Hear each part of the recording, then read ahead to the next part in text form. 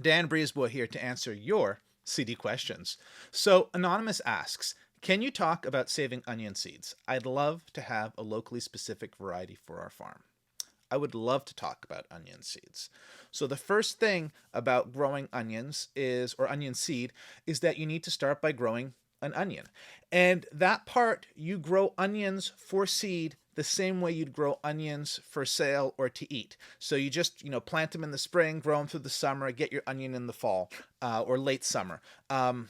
So that part is normal. And when you harvest your onion, then you're going to store it in a cold room through the winter, and then the next year, when you can work the soil, you can plant your onion directly into the ground. And we've just done that, or our seed team has just done that. I actually wasn't part of the planting on this operation, but yeah. So we planted two, or sorry, they planted two onions.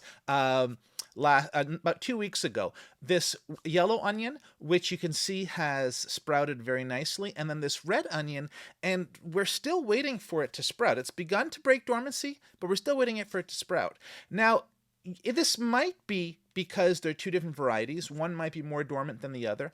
I happen to have a little secret, though, that the yellow onion was stored in a warmer cold room at about 8 to 10 Celsius, so closer to 50 Fahrenheit, and the red one was stored at 2 to 4 degrees Celsius, which is closer to 40 Fahrenheit.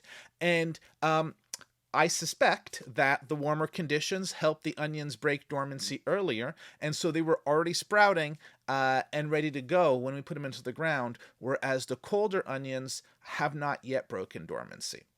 Now, I'm not worried about either of them. I think they're both going to grow really well. I probably, to do this again, and had we been aware of the different storage conditions, probably we would have moved the red onions into the warm onions location maybe a month earlier, just to start that process. But it's still going to work out fine. So let's look at what actually happens next. And so this is last year's seed onion crop, a white onion variety. And you can see it's sprouting up here. And as it gets taller, you're going to want to trellis your onions. They have fairly weak stems, tall stems and fairly weak stems. So if there's a lot of wind or movement, they can knock over and break. So we have trellis just using stakes and twine, but what we're actually moved to in more recent years is this Hortonova mesh, and so we place it as the onions are growing. They're going to grow through, and that's going to support them. And you could put one layer. One layer might be enough. I think we put a second layer also, and they grow through.